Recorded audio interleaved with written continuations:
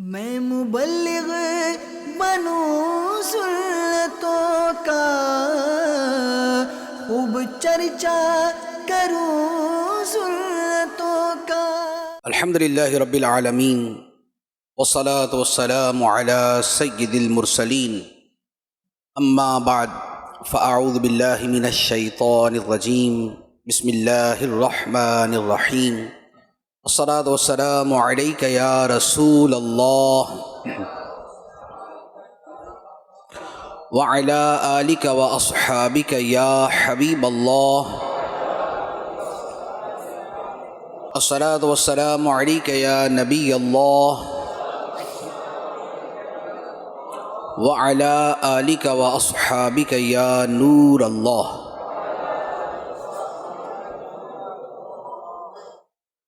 ترمذی شریف کی حدیث مبارک ہے، حضرت عبداللہ بن مسعود رضی اللہ تعالی عنہ فرماتے ہیں، ایک مرتبہ میں نماز پڑھ رہا تھا اور سرکار دو عالم صلی اللہ تعالی علیہ وآلہ وسلم وہاں تشریف فرما تھے، اور آپ کی خدمت میں شیخین کریمین سیدنا ابو بکر صدیق اور سیدنا عمر فاروق رضی اللہ تعالی عنہما بھی حاضر تھے۔ حضرت عبداللہ بن مسعود فرماتے ہیں، میں نے نماز پڑھی اور نماز پڑھ کے میں نے اللہ تعالیٰ کی ثنا کی۔ اس کے بعد نبی کریم صلی اللہ تعالیٰ علیہ وآلہ وسلم پر درود پیش کیا، اور اس کے بعد میں نے اپنے لیے دعا مانگی۔ ثنا، درود اور دعا۔ نبی پاک صلی اللہ تعالیٰ علیہ وآلہ وسلم ملاحظہ فرما رہے تھے، آقا کریم صلی اللہ تعالیٰ علیہ وآلہ وسلم نے فرمایا، سل تعطہ سل تعطہ، اے ابن مسعود مانگو تمہیں دیا جائے گا، مانگو تمہیں دیا جائے گا۔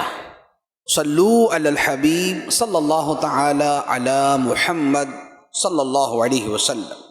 محدث اعظم پاکستان مولانا سردار احمد صاحب رحمۃ اللہ علیہ اپنے وقت کے عظیم ترین محدثین میں، عظیم ترین پیشوائے اہل سنت میں، عظیم ترین خطباء میں، عظیم ترین مدرسین میں، اور روحانیت اور باطن میں انتہائی اعلیٰ مقام رکھتے تھے۔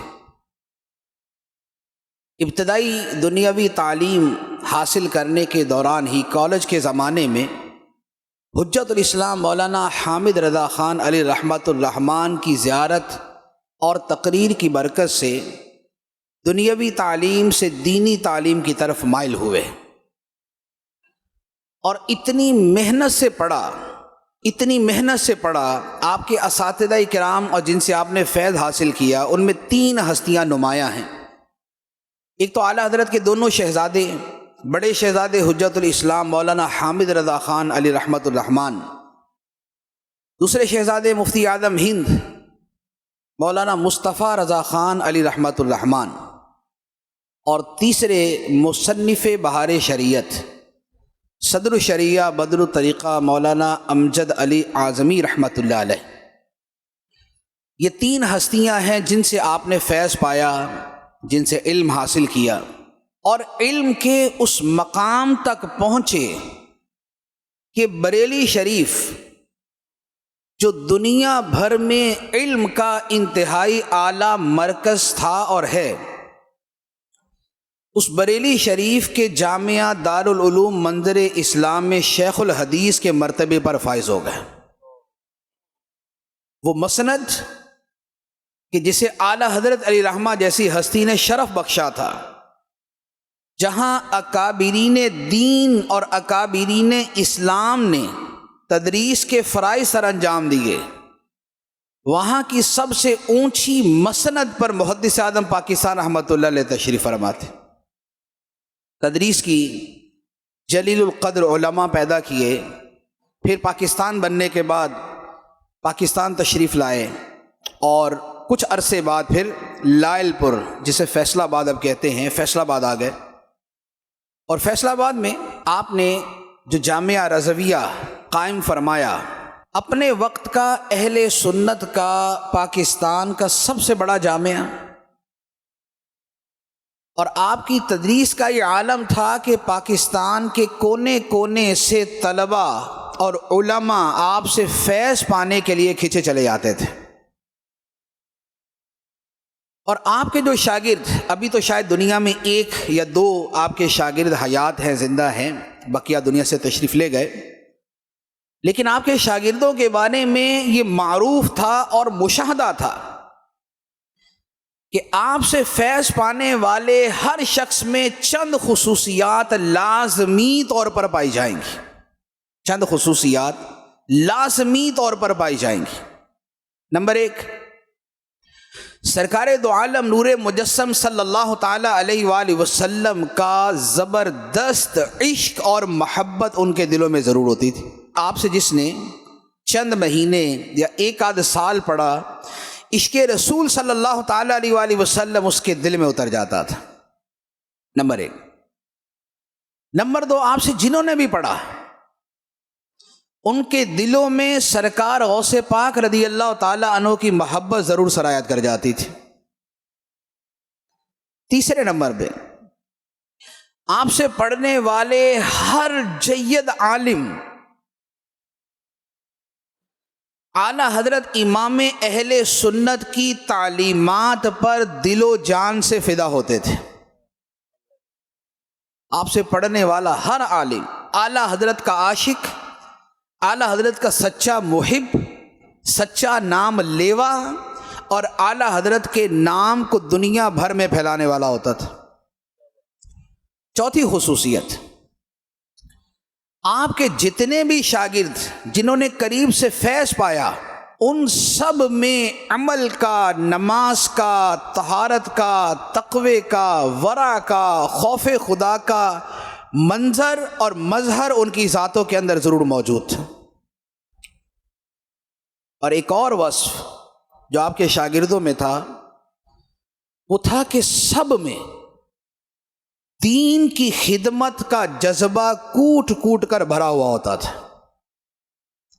آپ کا جو شاگرد جہاں گیا، اس کا علمی معیار جتنا بھی ہو، وہ اپنی جگہ پہ خدمت دین کے لیے ایک چٹان بن کے ثابت ہوتا تھا۔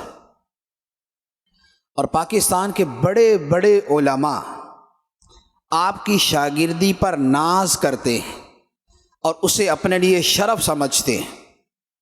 اور ہمارے ملک میں بڑے بڑے علماء کے نام لیں گے تو بالواسطہ یا بلا واسطہ وہ محدث اعظم رحمۃ اللہ علیہ کے شاگرد نکلیں گے۔ مجھے الحمدللہ بذات خود محدث اعظم پاکستان رحمۃ اللہ علیہ کے 2 شاگردوں سے پڑھنے کا شرف حاصل ہوا ہے۔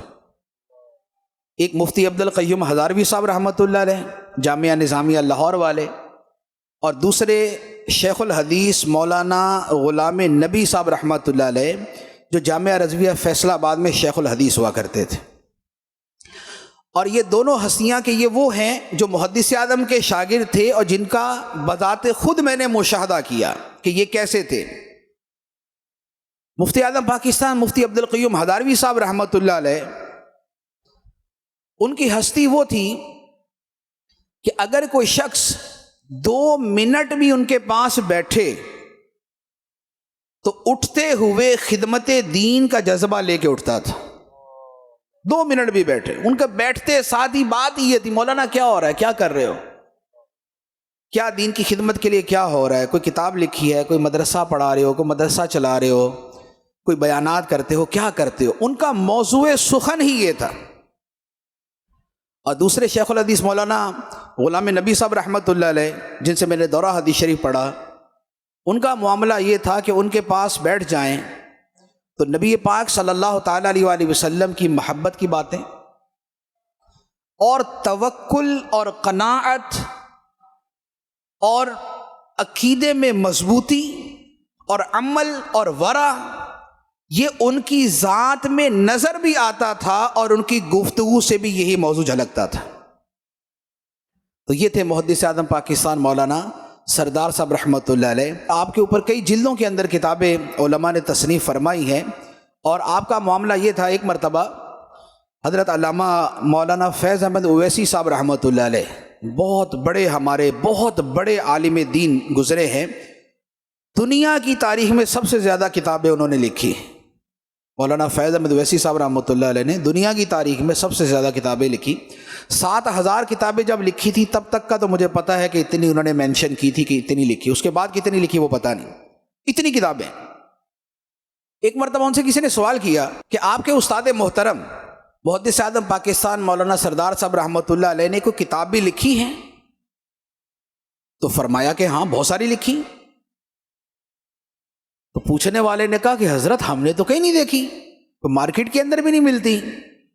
فرمایا ان کی ایک کتاب تو میں بیٹھا ہوا ہوں. فرمایا ان کی ایک کتاب تو میں بیٹھا ہوا ہوں.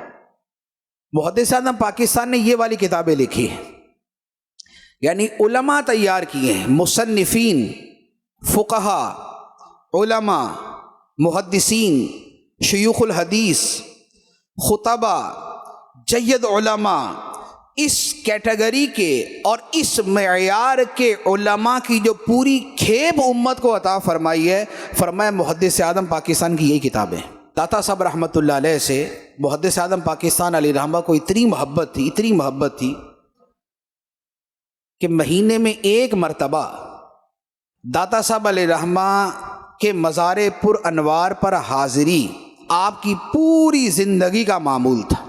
پوری زندگی کا معمول. اور داتا صاحب سے اتنا قرب تھا اور ایسا اعتماد تھا. ایک مرتبہ آپ پر کوئی کیس کر دیا کچھ لوگوں نے تو کورٹ کچہری تک معاملہ چلا گیا. کورٹ سے جو ہے وہ سمن پہ سمن، یعنی پیشی کے لیے جو ہے وہ حاضری کا حکم نامہ جاری ہوتا رہا. تو آپ کے جو وکیل تھے انہوں نے کہا کہ حضرت کورٹ جانا ہی پڑے گا ورنہ حکمران اب سخت ناراض ہیں، تو آپ کو کورٹ جانا پڑے گا. آپ نے فرمایا کہ جناب یہ کورٹ والے اپنا کچھ کر لے، ہم اپنی کورٹ میں جائیں گے. صبح فجر کی نماز کے بعد آپ نے فرمایا کہ چلو داتا صاحب چلتے ہیں. داتا صاحب گئے، جا کے حاضری دی، سلام پیش کی، اپنی معروضات پیش کی. ابھی واپس نہیں پہنچے تھے کہ جس جج کے پاس آپ کا کیس تھا خود اسی نے فیصلہ جاری کر دیا کہ مولانا کو آنے کی ضرورت نہیں ہے. تو یہ تھے محدث اعظم پاکستان مولانا سردار صاحب رحمۃ اللہ علیہ. اور بھی آپ کی ولایت اور روحانیت کے بڑے خوبصورت واقعات ہیں، بڑے ایمان افروز واقعات ہیں. ایک شخص مجھے واقعہ یاد آیا. فیصل آباد کے قریب ہی گوجرا شہر ہے، گوجرا کے ساتھ دارالسلام ہے جسے ٹوبا ٹیکسنگ کہتے ہیں. ایک چودھری صاحب تھے، تو وہ جمعہ پڑھنے کے لیے ان کے دل میں آیا کہ یار کسی بڑے عالم کے پیچھے جمعہ پڑھوں اور اس کا مرید بھی ہو جاؤں. تو کسی سے اس نے بات کی، یار میں مرید ہونا چاہتا ہوں، کس کا مرید ہوں؟ کو پیر صاحب بتاؤ. تو انہوں نے کہا یار آج کل نا ایک بہت بڑے مولانا صاحب ہیں، وہ پیر بھی بہت بڑے، فیصل آباد میں ہوتے ہیں مولانا سردار صاحب، تو ان کے پاس جا کے ان کے مرید ہو جاؤ. اس نے کہا چلے میں چلتا ہوں، جمعہ جا کے پڑھوں گا، جمعے کے بعد پھر حضرت جب مرید بنائیں گے تو میں مرید بھی بن جاؤں گا. آ کے جمعہ پڑھا. اب محدث اعظم پاکستان رحمۃ اللہ علیہ کا طریقہ کار یہ تھا، آپ کی تقریر ہوتی تھی عقیدے کے موضوع پر انتہائی زوردار، بلا خوف لومات لائم جسے کہتے ہیں کہ لا یخافون لومات لائمین، کسی ملامت کی پرواہ نہیں کی کہ میرے بیان اور میرے الفاظ کے بارے میں کوئی کیا کہے گا. تو آپ نے وہ اپنے بھرپور انداز کے اندر آپ نے تقریر کی. اب جو چودھری صاحب تھے انہوں نے دل میں خیال کیا کہ یار عجیب بات ہے، میں تو پیر صاحب کا مرید ہونے آیا ہوں، پیر صاحبان تو بڑے نرم سے ہوتے ہیں، یہ تو بڑے سخت ہیں، یہ تو اتنی سخت تقریر کرتے ہیں. تو وہ مرید ہوئے بغیر ہی واپس چلا گیا. واپس گیا، جا کے سویا تو رات کو اس نے دیکھا کہ ایک بہت بڑا جلسہ ہو رہا ہے اور سٹیج سجا ہوا، اور سٹیج کے اوپر جو ہے وہ محدث اعظم پاکستان رحمۃ اللہ علیہ تقریر فرما رہے، اور دائیں بائیں جو ہے وہ دو بزرگ بیٹھے ہوئے، بڑا نورانی چہرہ، بڑا روشن چہرہ. اور تقریر وہی والی جو کل سنی تھی، جو جمعے میں سن گیا تھا، وہی تقریر ہو رہی خواب میں بھی، اور وہ دو بزرگ بیٹھے ہوئے. اب تقریر ختم ہوئی تو اس نے اپنے ساتھ خواب میں اپنے ساتھ والے کسی بندے سے پوچھا کہ یہ مولانا صاحب کے جو دائیں بائیں دو بزرگ بیٹھے یہ کون ہیں؟ اس نے کہا کہ یہ تو حضرت سری سکتی رحمۃ اللہ علیہ ہیں اور یہ حضرت جنید بغدادی رحمۃ اللہ علیہ. اب جو اس کی آنکھ کھلی اور پتہ چلا کہ ان ہستی پر کن کا سایہ ہے اور یہ کن کے منظور نظر ہے۔ اگلے جمعے پھر آیا، جمعے کی نماز پڑھی اور اس کے بعد وہ لائن لگ کے سارے ملاقات کر رہے ہوتے تھے، تو ملاقات کی تو جب محدث اعظم رحمۃ اللہ علیہ سے آ کے جب مصافحہ کیا تو محدث اعظم نے فرمایا کہ آ گیا یقین، میں آ گیا یقین۔ تو یہ محدث اعظم پاکستان مولانا سردار صاحب رحمۃ اللہ علیہ تھے۔ تو یہ ہمارے الحمدللہ اہل سنت کے اکابرین میں ایک بہت بڑا نام تھا، جن کا فیض الحمدللہ آج بھی جاری ہے، اور پاکستان کے تمام جامعات اور مدارس میں آپ کا بالواسطہ فیض لازمی طور پر موجود ہوتا ہے۔ اللہ تعالی ہمیں ان کا بھی فیضان عطا فرمائے۔ دوسری عظیم ہستی کے جن کے تذکرے کے لیے یہاں پر موجود ہے، امام اعظم ابو حنیفہ رضی اللہ تعالی عنہ۔ ہنر میں کامل و اکمل امام اعظم ہیں، ہنر میں کامل و اکمل امام اعظم ہیں، سبھی ائمہ میں افضل امام اعظم ہیں۔ عرب عجم کے فقیہوں کو ناز ہے ان پر، عطائے احمد مرسل امام اعظم ہیں۔ بڑی ہے چشم تفقہ کی روشنی جس سے، کٹھن سوالوں کے وہ حل امام اعظم ہیں۔ تو یہ امام اعظم رضی اللہ تعالی عنہ ہیں، وہ ہستی کہ زندگی کے جس پہلو کو لے لیں، ان کی زندگی کے جس پہلو کو لے لیں، اتنا شاندار، اتنا خوبصورت اور اس قدر اعلیٰ اور اس قدر بلند معیار پر ہے کہ عقل انسانی حیران ہو جاتی ہے۔ آپ کا علم دیکھ لیں، آپ کا عمل دیکھ لیں، آپ کا تقوی دیکھ لیں، آپ کا اخلاق دیکھ لیں، آپ کی تجارت اور تجارت کے اندر آپ کا ورع اور زہد دیکھ لیں، آپ کی خدمت دین کو دیکھ لیں، جس کام کے اندر بھی آپ کی ذات مبارکہ کا مطالعہ کریں، ایک سے بڑھ کے ایک خوبصورت چیز نظر آتی ہے۔ چند ایک چیزوں پر کچھ میں عرض کرتا ہوں۔ امام اعظم رضی اللہ تعالی عنہ کا نام مبارک ہے نعمان، اور والد صاحب کا نام ثابت، نعمان بن ثابت۔ 80 سن ہجری میں آپ پیدا ہوئے اور 150 سن ہجری میں آپ کی شہادت ہوئی۔ آپ کو زہر کا پیالہ دیا گیا تھا اور اس سے آپ کی شہادت ہوئی۔ آپ کا جو نام مبارک نعمان ہے، اسلام کے بارے میں علماء نے فرمایا کہ لفظ نعمان اس خون کو کہتے ہیں، لفظ نعمان اس خون کو کہتے ہیں جس پر بدن انسانی کا نظام چلتا ہے، اور بعض علماء نے فرمایا کہ نعمان جو ہے وہ روح کو کہتے ہیں۔ تو آپ کی ذات مبارکہ وہ ہے جو علم فقہ، مسائل شرعیہ اور تدقیقات و تحقیقات اسلامیہ اور علوم دینیہ میں جس کا مقام ایسا ہی ہے جیسا بدن کے لیے روح کا مقام ہوتا ہے۔ علم کے اندر آپ کا جو مقام و مرتبہ ہے، اور علم بلکہ جملہ امور دینیہ میں جو آپ کا مقام ہے، بخاری اور مسلم کی ایک حدیث مبارک ہے، اور وہ حدیث آپ کے حق میں ہے، آپ کے لیے بشارت ہے۔ علماء کی ایک بہت بڑی تعداد نے یہ فرمایا کہ اس حدیث مبارک کے مصداق امام اعظم ابو حنیفہ رضی اللہ تعالیٰ عنہ۔ حدیث مبارک کیا ہے؟ نبی پاک صلی اللہ تعالیٰ علیہ وآلہ وسلم نے ارشاد فرمایا، لو کان الایمان عند الثریا لتناولہ رجال من فارس۔ فرمایا کہ اگر ایمان ثریا ستاروں کے پاس بھی ہوتا، ثریا جو ہے وہ ستاروں کے جھرمٹ کو کہتے ہیں جو آسمان پہ چمکتے ہیں، فرمایا کہ اگر ایمان اتنی دور چلا جاتا کہ آسمان کے ستاروں کے جھرمٹ کے پاس چلا جاتا، تو فرمایا کہ فارس کے کچھ لوگ اسے وہاں سے بھی لے آتے، فارس کے کچھ لوگ اسے وہاں سے بھی لے آتے۔ امام اعظم رضی اللہ تعالیٰ عنہ کا اصل تعلق فارس سے تھا، ایران سے۔ علمی مقام ایسا ہے، حضرت سفیان ثوری رحمۃ اللہ علیہ خود محدث، مجتہد اور امام، سفیان ثوری رحمۃ اللہ علیہ محدث، مجتہد، امام اور عظیم صوفی، آپ فرماتے ہیں امام اعظم رضی اللہ تعالیٰ کو مخاطب کر کے فرمایا اِنَّهُ لَيَكْشِفُ لَكَ مِنَ الْعِلْمِ عَنْ شَيْءٍ كُلُّنَا عَنْهُ غَافِلٌ۔ اے ابو حنیفہ، اللہ تعالیٰ تمہارے دل میں وہ علم ڈالتا ہے جس سے ہم سب غافل ہیں۔ اللہ تعالیٰ تمہارے دل میں وہ علم ڈالتا ہے۔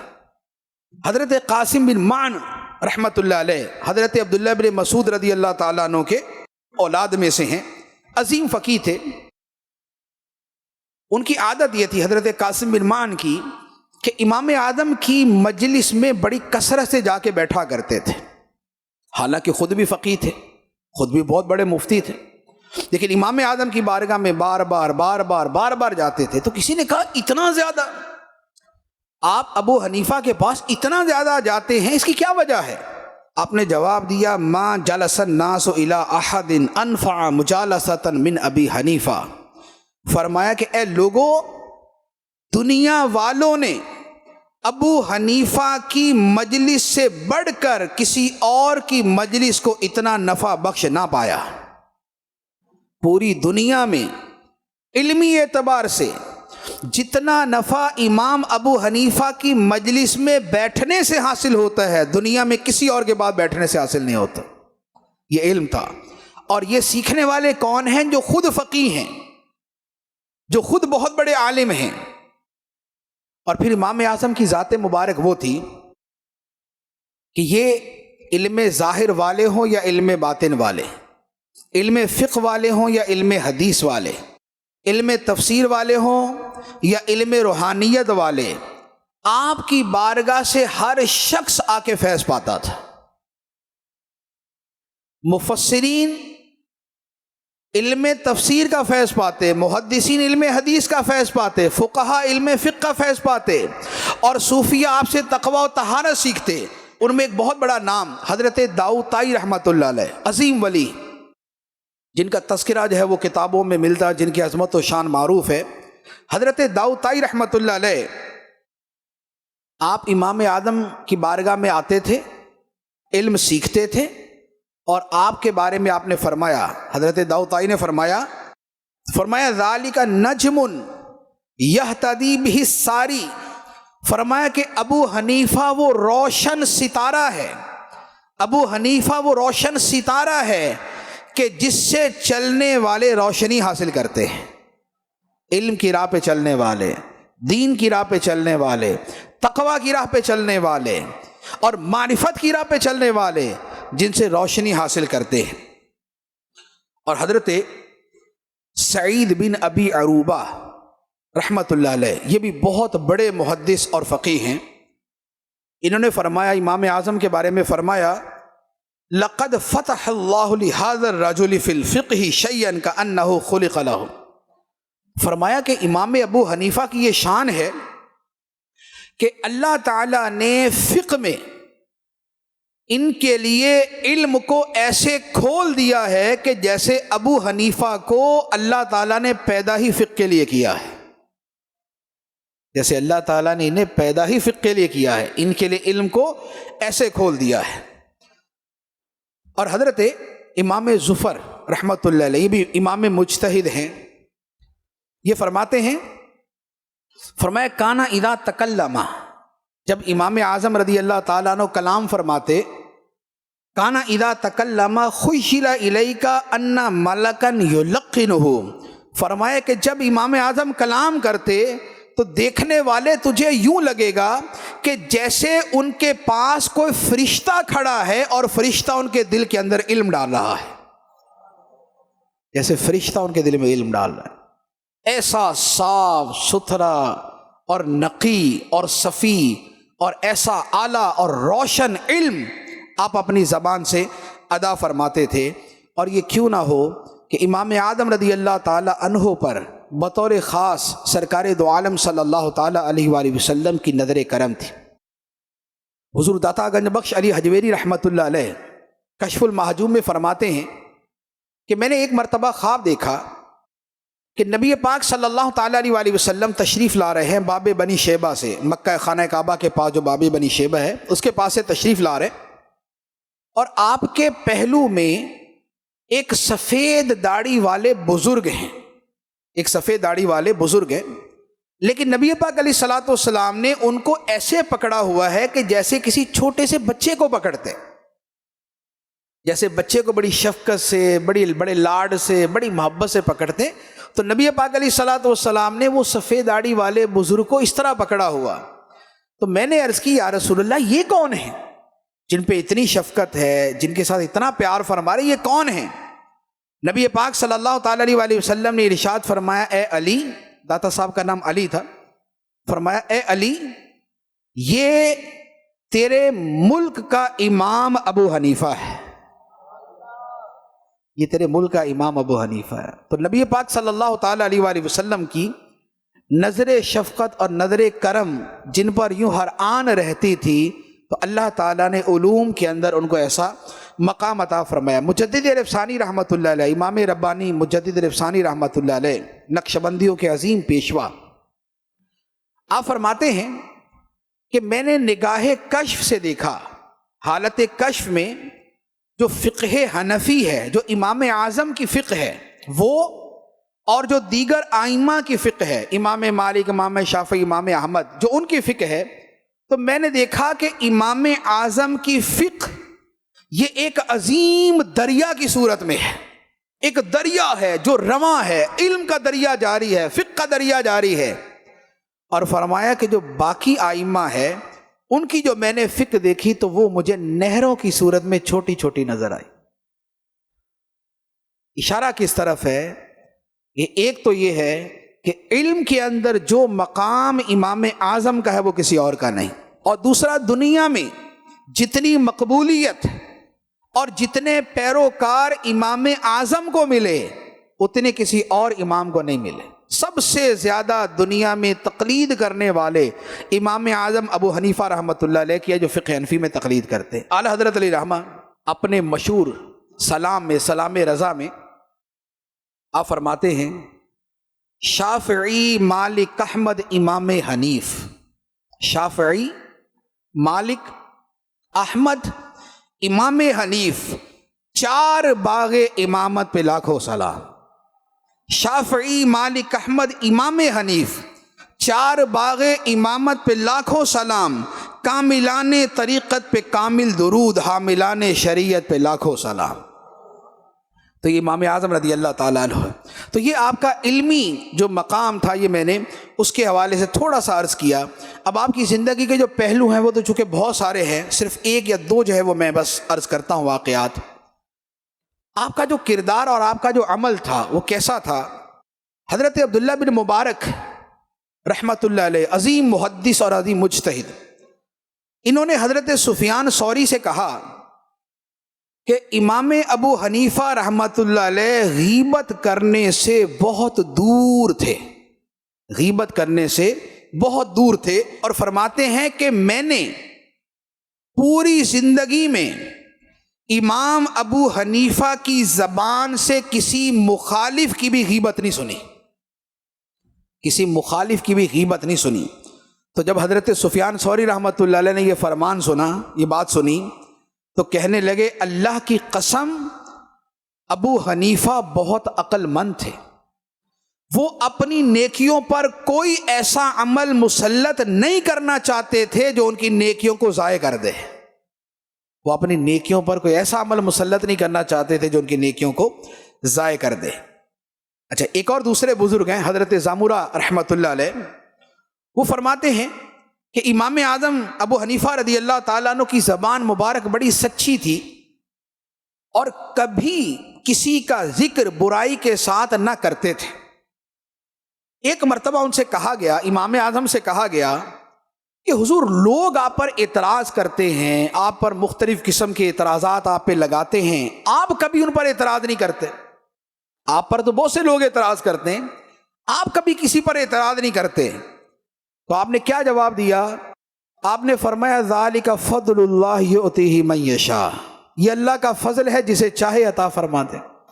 یہ زبان کی حفاظت، یہ زبان کی صداقت، یہ غیبت سے بچنا، یہ اعتراض کرنے سے بچنا، یہ بہتان اور الزام لگانے سے بچنا، اور یہ کسی کی دل شکنی اور دل آزاری نہ کرنا، فرمایا کہ یہ اللہ کا فضل ہے، اللہ تعالیٰ جسے چاہے عطا فرما دے۔ یہ تھے امام اعظم رضی اللہ تعالیٰ عنہ۔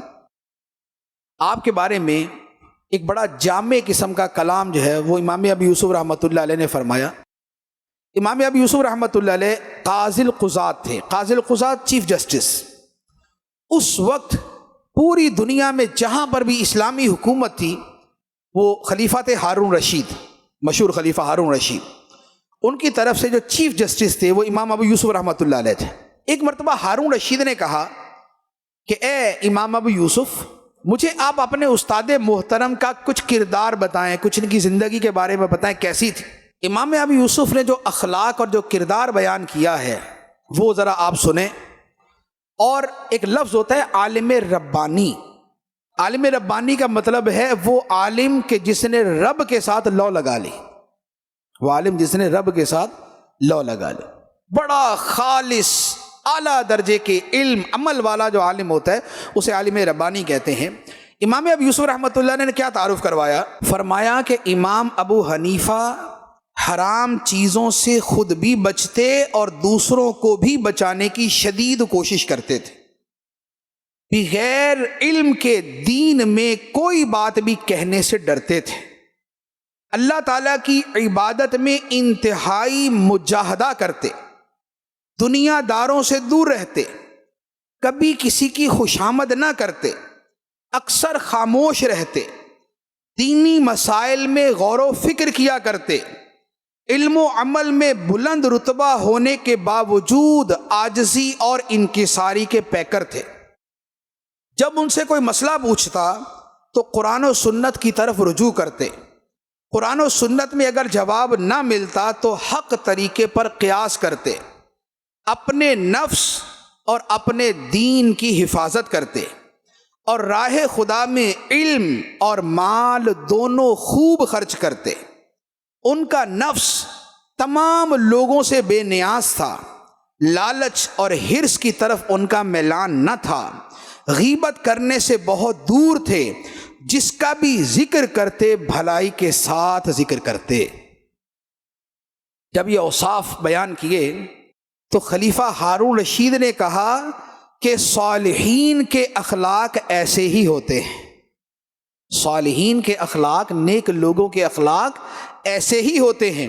پھر اس کے بعد اپنے کاتب سے کہا، جو رائٹر تھا، اس سے کہا کہ انہیں لکھ لو، یہ جتنی باتیں امام اعظم کے بارے میں کہی گئی ہیں لکھ لو، اور اپنے بیٹے سے کہا کہ اے بیٹا ان اوصاف کو یاد کر لو۔ تو یہ امام اعظم ابو حنیفہ رضی اللہ تعالی عنہ کے مبارک کردار کی ایک معمولی سی جھلک تھی، ورنہ جو آپ کا علم اور علم کی گہرائی ہے، جو آپ کا کشف اور کشف کی بلندی ہے، جو آپ کی عبادت اور عبادت میں خشوع ہے، جو آپ کی تلاوت اور تلاوت کی کثرت ہے، جو آپ کا ذکر الہی اور ذکر الہی میں مشغولی ہے، جو آپ کا عمل اور عمل کی رفعت ہے، اور جو آپ کی زندگی اور زندگی کی نفاست ہے، اور جو آپ کا کردار اور کردار کا حسن ہے، وہ ایسا ہے کہ ایک ایک شے کے اوپر علماء نے کتابیں تصریح فرمائی۔ تو آج الحمدللہ اسی عظیم ہستی کی یاد میں ہم یہاں بیٹھے ہیں، اور الحمدللہ کہ ہم اسی امام اعظم، امام الائمہ، کاشف الغمہ، امام اعظم ابو حنیفہ رضی اللہ تعالی عنہ کی تقلید کرتے ہیں، اور ان کے پیچھے آنکھیں بند کر کے چلتے ہیں، اور قرآن و حدیث کے اندر ہر ادھر ادھر کے آدمی کی نہیں سنتے، بلکہ اس ہستی کی سن کے اس کے پیچھے چلتے ہیں کہ جس کی بشارت نبی پاک علیہ الصلوۃ والسلام نے حدیث میں عطا فرمائی تھی، اور اس امام کی تقلید کرتے ہیں کہ جس امام کی شان ان کے زمانے کے اماموں اور مجتہدوں نے بیان فرمائی، اور اس امام کی تقلید کرتے ہیں کہ جن کی تقلید کرنے کو حضرت داؤد طائی، حضرت فضیل بن عیاض، حضرت داتا صاحب گنج بخش علی حجویری اور دنیا کے بڑے بڑے اولیاء کرام جن کی تقلید کرنے کو اپنے لیے شرف سمجھتے ہیں، اس امام اعظم رضی اللہ تعالیٰ عنہ کی تقلید کرتے ہیں، اور انشاءاللہ عز و جل اسی تقلید سے اور اسی اتباع سے انشاءاللہ عز و جل ہماری آخرت کی نجات ہوگی۔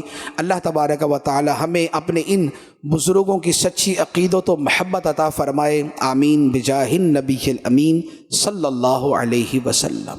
میں مبلغ بنوں سنتوں کا خوب چرچا